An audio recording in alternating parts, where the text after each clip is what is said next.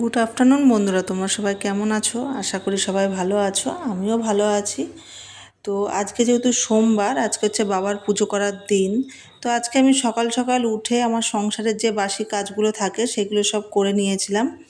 আর কিছু অনেকটা কাঁচাও ছিল, তো সেগুলো ভিজিয়েও দিয়েছিলাম। আর তারপরে আমি বাসি জামাকাপড় ছেড়ে কাজকর্মগুলো কমপ্লিট করে আর একটু রান্নাও করে নিয়েছিলাম একেবারে। আজকে খুব একটা রান্না ছিল না, ফ্রিজে একটু তরকারি ছিল, তার জন্য একটু ভাত আর একটু মাছের মাথা দিয়ে ডাল করেছিলাম, আর আলু ভেন্ডি ভাজা আর পটল ভাজা।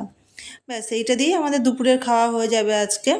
তো তারপরে আমি রান্নাবান্না কমপ্লিট করে স্নানে চলে গিয়েছিলাম, জামা কাপড় কেচে সেগুলো মেলে দিয়েছিলাম। তো আজকে অনেক দিন পরে একটু ইচ্ছা হলো শাড়ি পরতে। শাড়ি খুব একটা পরা হয় না, আমাদের প্রতিদিনের কর্মব্যস্ততার জীবনে শাড়িটা আর পরে হয়ে ওঠে না আর কি। মানে নাইটি পরি, গেঞ্জি পরি, এটা পরি সেটা পরি, কিন্তু শাড়িটা আর পরা হয় না। তো আজকে ভাবলাম না, একটু শাড়ি পরি। শাড়ি পরতে ইচ্ছাও করে মাঝে মাঝে।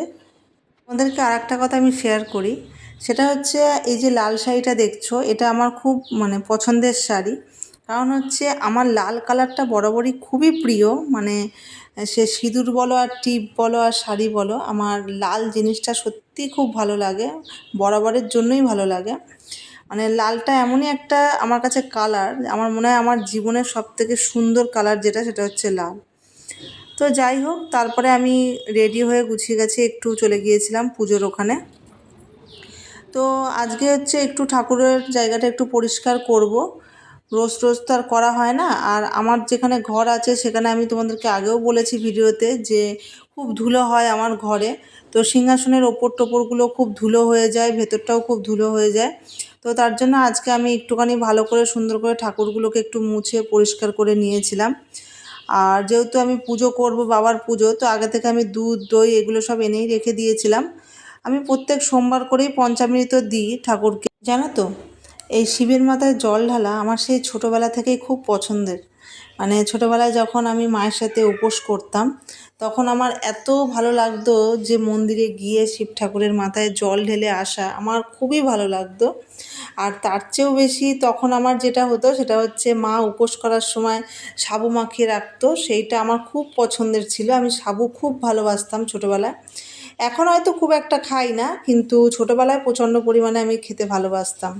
তো সেখান থেকেই আর কি বাবার মাথায় আমার জল ঢালা শুরু হয়, যে আমি প্রত্যেক শিবরাত্রিতে বাবার মাথায় জল ঢেলে আমি সাবু খাবো। হ্যাঁ, এই ভেবেই আর কি ঠাকুরকে আমি পুজো করতাম। তো যাই হোক, তোমাদের সাথে গল্প করতে করতে এদিকে আমার পুজোটাও কমপ্লিট হয়ে গেছে। তো খুব খিদে পেয়ে গেছিলো, সকাল থেকে কিছুই খাইনি। তো দেখো, অল্প করে একটু ওটস নিয়ে নিয়েছিলাম, একটু টক দই আর একটু বিট লবণ মিশিয়ে, সেটাই আর কি খেয়েছিলাম।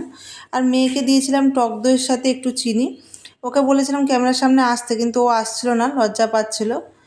তো যাই হোক বন্ধুরা, আমার ভিডিওটা ভালো লাগলে অবশ্যই চ্যানেলটাকে সাবস্ক্রাইব করে দিও, ফলো করে দিও, আর লাইক কমেন্ট শেয়ার করে দিও। চলো আজকের মতো টাটা।